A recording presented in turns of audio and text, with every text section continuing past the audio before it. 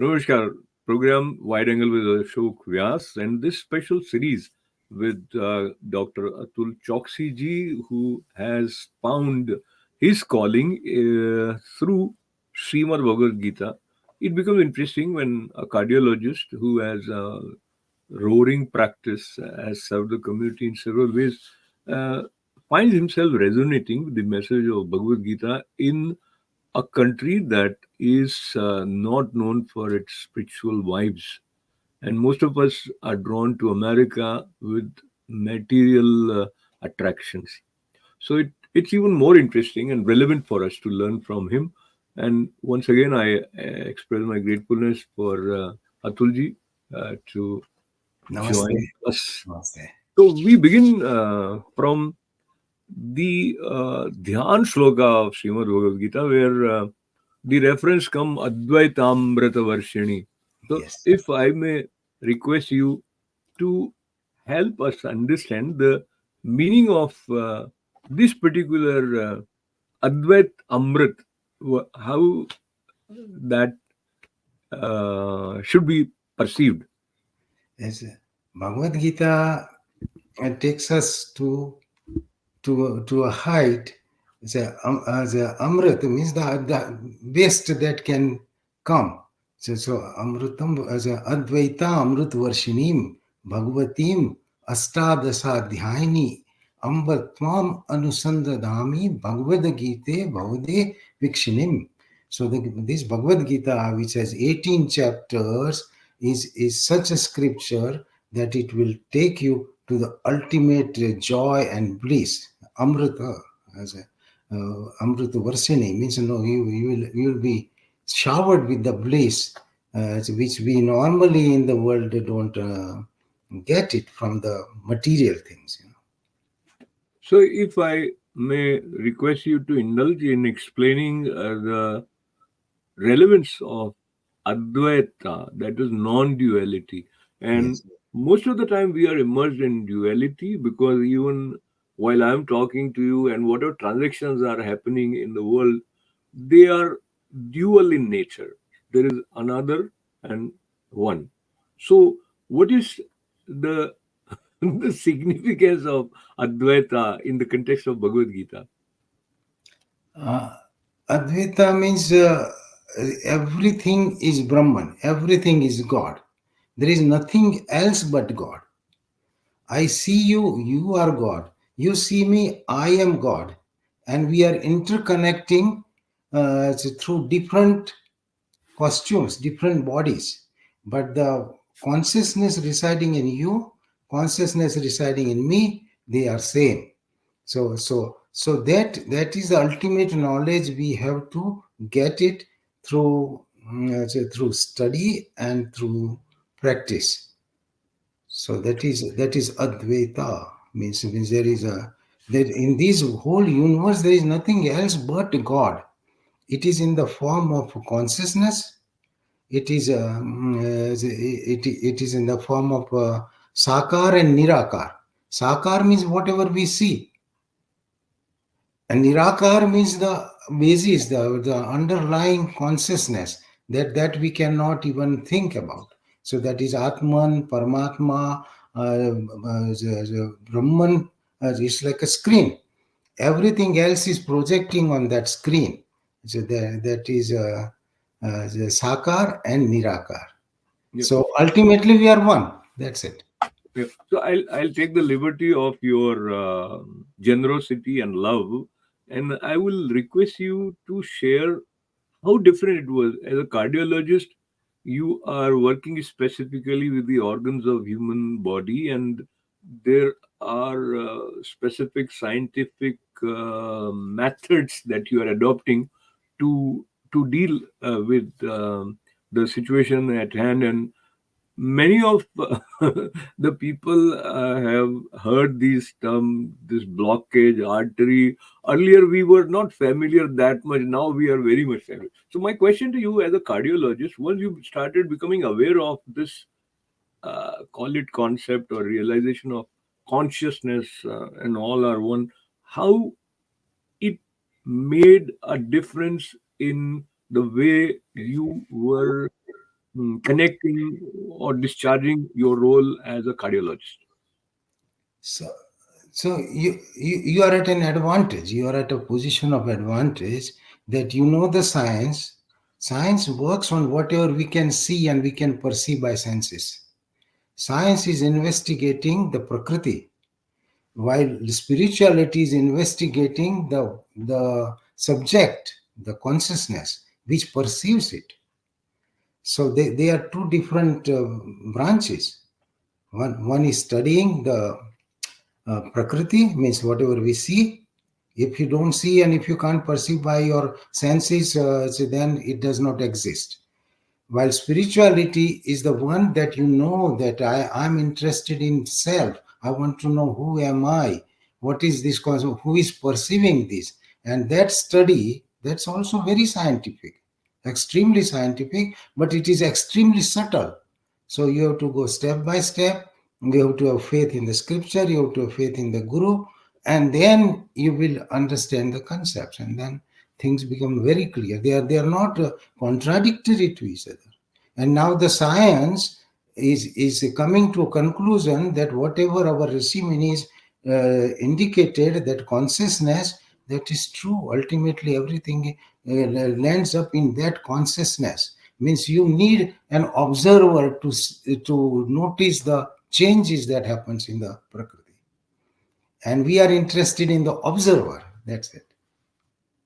That is very well put, Atulji. And when it comes from you, it starts making a little more sense. But then let us get into certain, call it suggestions, or as an outsider from Gita, if one says the ideas.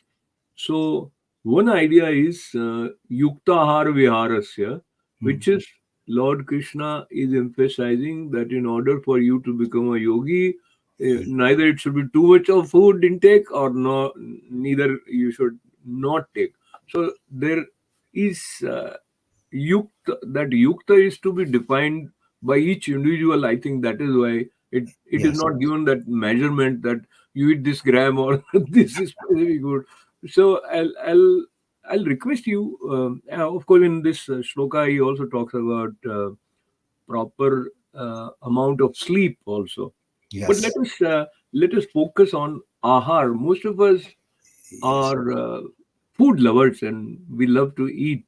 And So how the food converts into consciousness from the prism of Gita, what would you like to say? so the Lord is guiding us how you can proceed into this spiritual realm. And the way to do is to control our senses. We are made up of a body, gross body, senses, mind, and intellect. And all these are powered by soul. So, soul or Atman is different. That is us. That is real Atul Chokshi. Mind, intellect, body, and senses, they belong to Prakriti. God says to understand you how to control your senses, because senses are normally going to go towards the universe, towards the world. Their senses are outward going. So they are like water. It will go down towards the worldly objects, or worldly thoughts or worldly concepts. So God guides us that how we should take care of this equipment and make it the best and most effective. So it is a manual of the human being. It's like you buy a Mercedes, you get a manual with that, which tells us how the whole car works and how the gadgets work and how different knobs work and how can you get the best out of Mercedes. Similarly, God guides how we can get the best out of our human body. And there He says, "Yuktahara viharasya युक्तचेष्टस्य कर्मसु युक्तस्वप्नावबोधस्य योगो भवति दुःखः." If you follow these are a couple of slokas which are related to physical health. If we follow this sloka only, we will be so much better off. So God says, be measured, be controlled. He doesn't say don't do it. Do it, but do it very measured. So yukta means measured, monitored, controlled. Yukta ahar, whatever you put it in the system.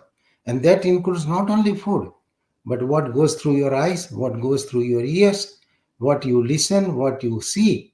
That's also is a input. So yukta, and so it includes all these the different senses. Yukta, ahar, viharasya means how you conduct yourself in the world. So viharasya, yukta chestasya karmasu, how you do your business, how you do your outside activities, how you drive your car, how you interact with patients, all those things, whatever is your field. So, yukta chestasya karmasu. Yukta swapna avbodhasya means go to the bed at right time. Swapna avbodhasya and get up at right time. The yoga is not for one, that another sloka will come. So that you be very controlled, very aware, very conscious about what you are putting inside your system, how you are interacting and using that. See that whatever you put in will give you energy to act through the body. So how your body acts outside, see that also you control. Your recreation you control, and sleep and awakening, all these you control and consciously do it. Not that okay, today I have a party, I will sleep at 1 o'clock. No, so that will work against you. We all get trapped, we all do it, but we all pay for it. So So, we all will pay immediately for it. You know, you have a big party and you eat and drink and everything. Next day morning, that you have a stomach upset and the system is disturbed. so now there are three kinds of food which are also highlighted by Bhagwan Sri Krishna in Bhagavad Gita. So he talks about what kind of food is tamasic, what kind of food is rajasic, and what kind of food is sattvic. Uh, Yes, Kindly say something about this it's, differentiation. it's very important. We, like we discussed before, so we are made up of Shraddha. We are born with Shraddha. We have ingredient.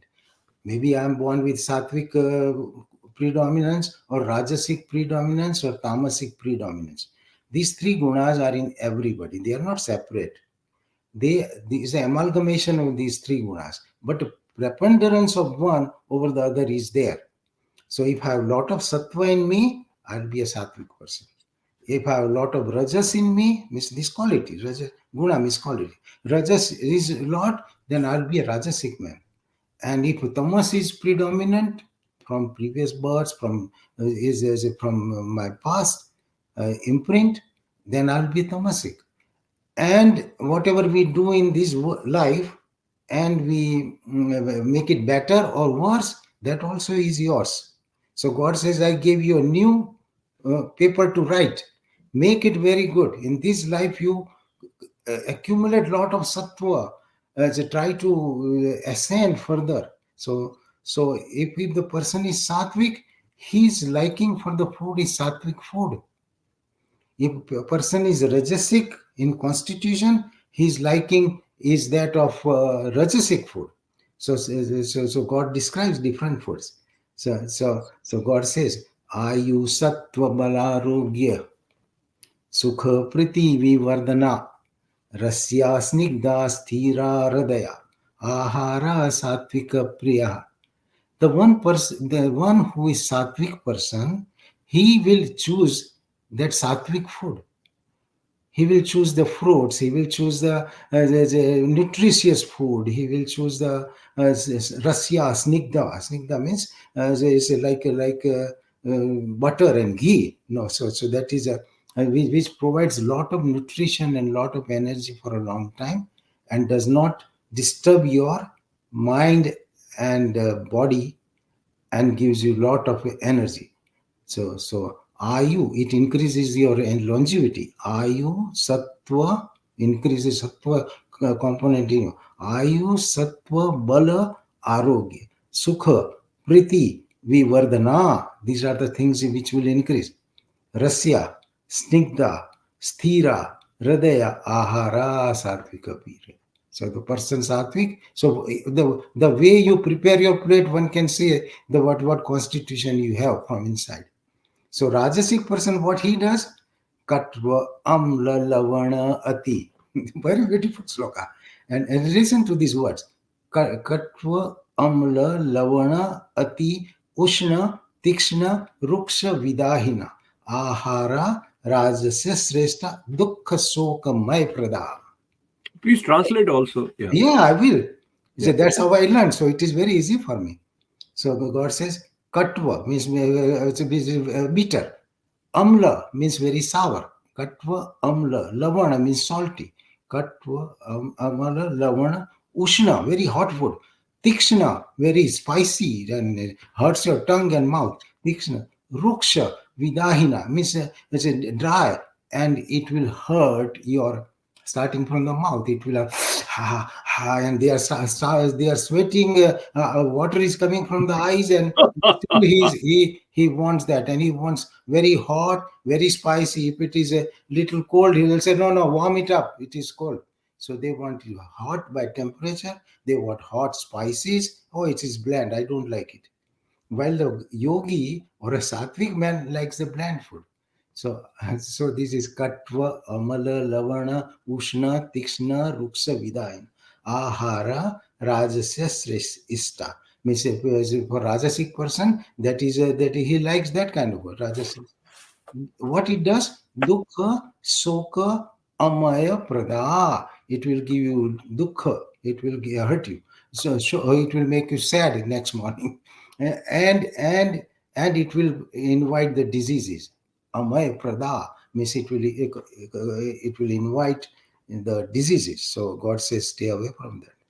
So katva amla lavanati ushna tikshna ruksha vidahina ahara rajasestra dukkha sokameva.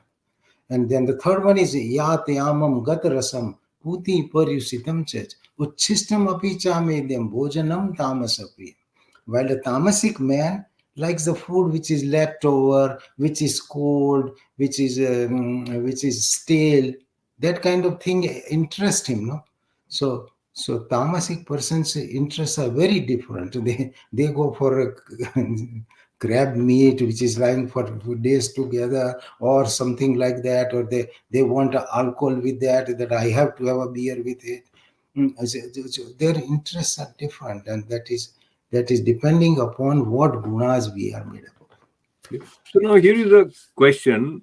Once you become aware that this type of food will be conducive in increasing tamasic gunas, or this kind of food will enhance the rajasic guna, and this will be uh, So helpful in increasing the sattvic guna. So you become aware, but then that awareness itself will not help till you start determining how to make a shift in your habit pattern.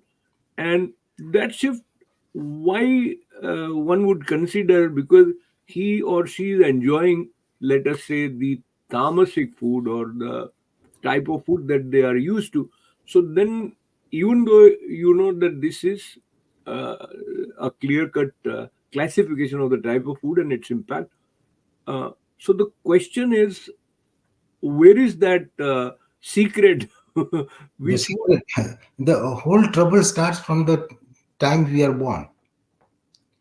It is the family background, parents, or if you are getting raised by a babysitter or whatever you see around, and whatever is prevalent in the society. So that's what you are likely to pick up. But the knowledge is very important. This knowledge, if you have heard it or if you know it for sure and repeatedly meditate on this, slowly you will go away from Rajasic food, because nobody knowingly wants to get sick. Nobody knowingly wants to be in trouble. Everybody wants a good health, longevity, and happiness. So if something is deleterious to me, I have an intellect which says that don't do it. Like a cigarette, no, that is a acquired thing. It's an alcohol, acquired thing. Nobody is born with a cigarette addiction or alcohol addiction. But we imbibed it, we tried it, and then we became slave to it.